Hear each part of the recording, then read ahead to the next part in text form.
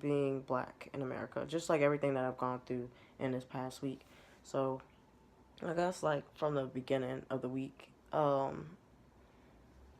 I live, it's predominantly, it's it's AKA nigga county.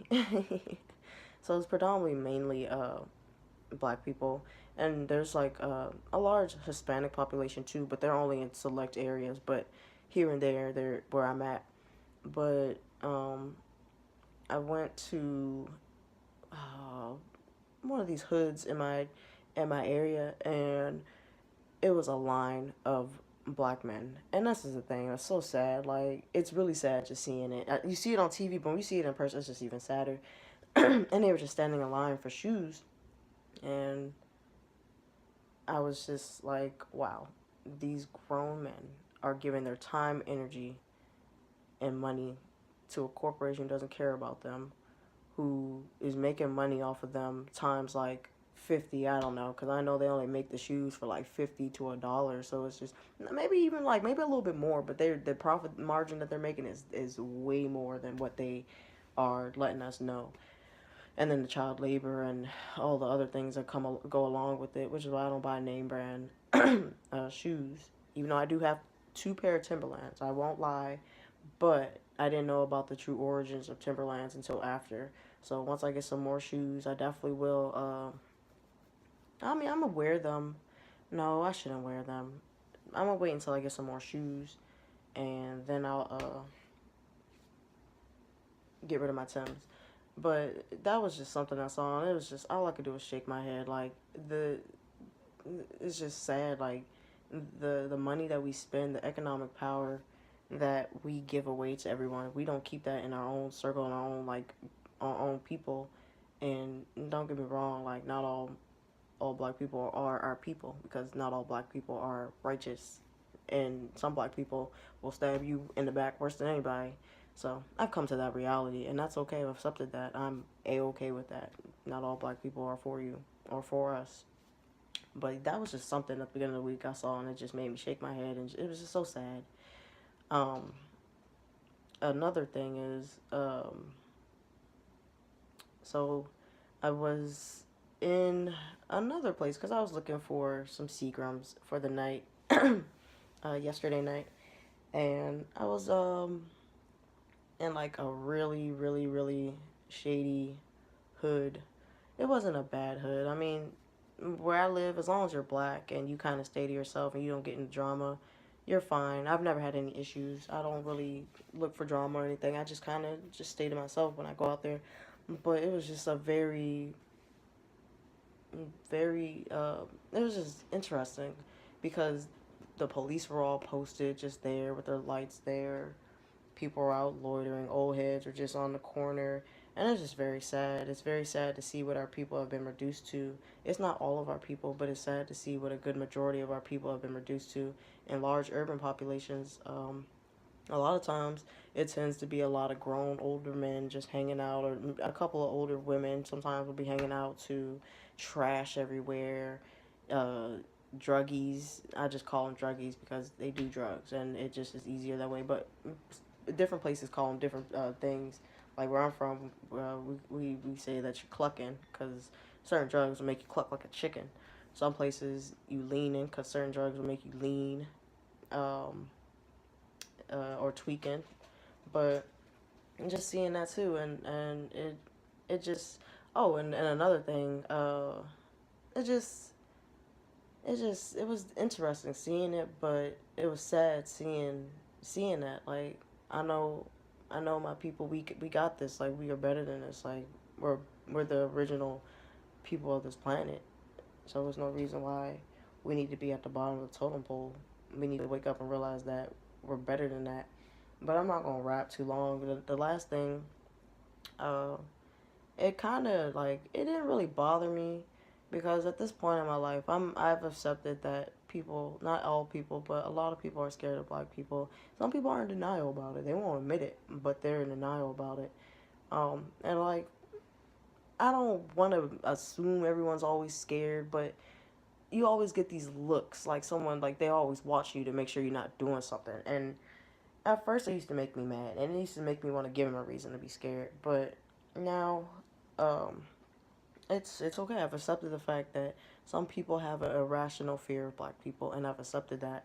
Um, and I think for us, instead of us like reacting in an aggressive way, I think that we need to let it be known that they don't need to ignorantly believe everything that they see, hear on the TV or what they see on the internet, because not all of us are a mere reflection of that. And I've noticed that like a lot of outlets like World Star or Twitter or YouTube or just anything, a lot of them have like us in a bad limelight, us yelling World Star in the background doing some ratchet stuff. So I'm guilty of World Star, of watching it and giving my energy to the beast, which is why I'm purging it for 30 days um, from from my routine, because it takes up too much time. It's not good for my soul and my psyche, because a lot of things on World Star, those things are very disturbing. And if you continue to let certain things like that you seep into your subconscious, it can desensitize you to certain things, and it makes you just emotionless and a monster. And I don't want to even let my frequencies get to that level. So that's another reason why I'm purging World Star out of my life for 30 days. If I go back to World Star, at least I did it for 30 days and uh, whatnot. But the last thing, yesterday I went out uh, and I was with a group of friends. It was about, well, a group of friends and their girlfriends, and it was like five of us in total. Let me see, three, six. I think it was six. It was six of us in total. No, it was five. But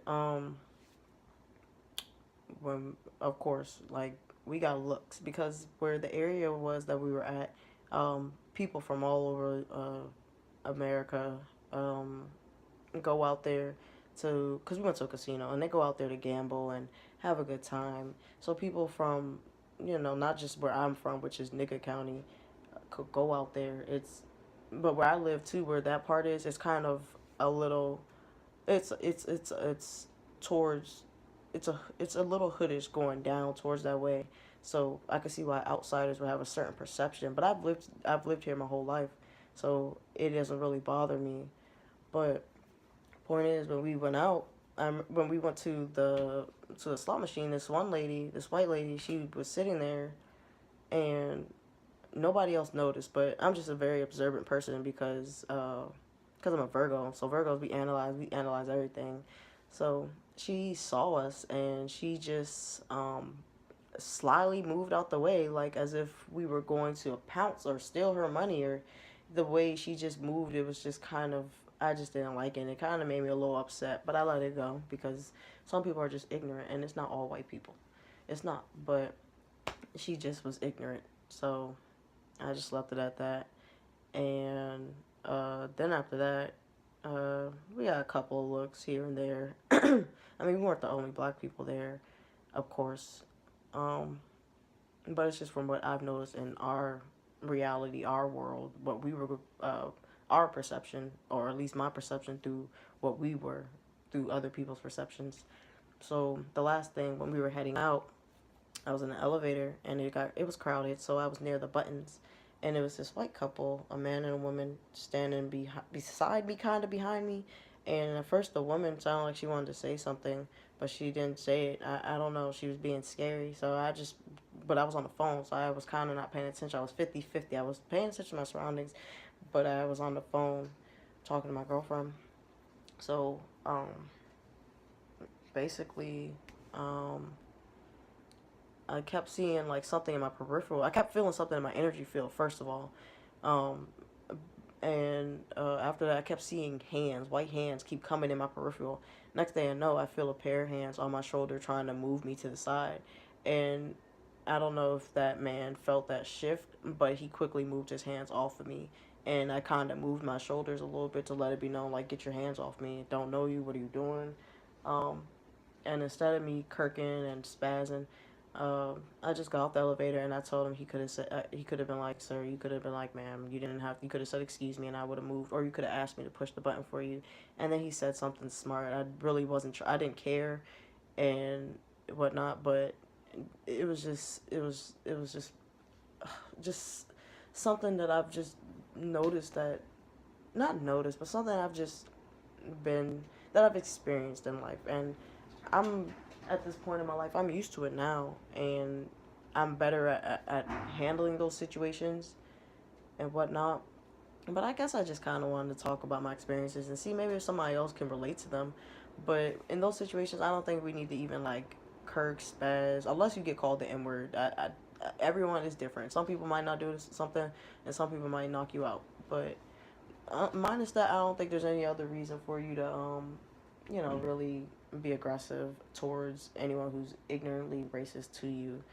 So it doesn't really matter, to be honest. I don't think we should even give it any time or energy unless the N word slips out. Other than that, that's all. You're good. But that was just basically it. That's just what I've been experiencing these past couple of days to a week. There's probably some other things too, but just working because my job require, not, it doesn't require me, but I go in the hood to do my job.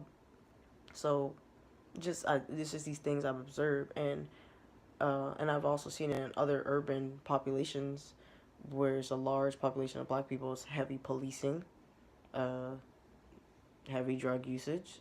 You got druggies everywhere. You got dirty looking people everywhere. Dirty black people. It's just nasty, like nasty, nasty looking, disgusting, like just. And I'm not trying to come, but disgusting. The area is disgusting. The trash, it's just trash everywhere. People piss and use the bathroom everywhere. Literally, I saw a man just piss on the wall, and it was just disgusting. Um, and it's just a lot of other things too. And uh, don't get me wrong, the hood is a. I like the energy, the energy of my beautiful black people. I love it. I do. Like, there's no place like it, to be honest. Large populations of my people. I love it. People run from the hood. I'm not saying I'm running to it, but something about it.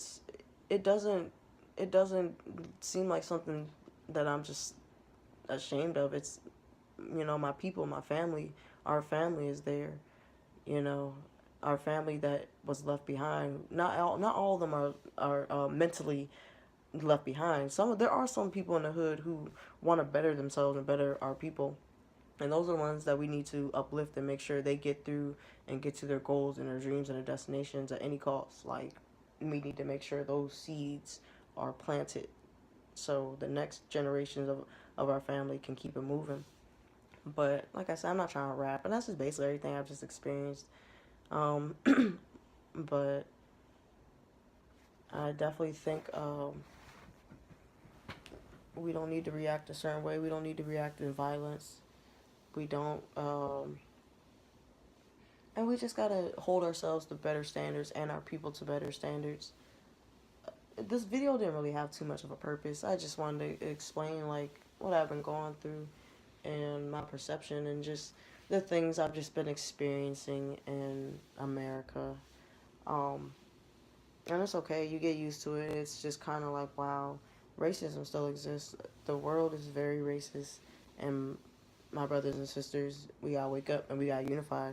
It's very racist, and before we can unify though, we do need to get rid of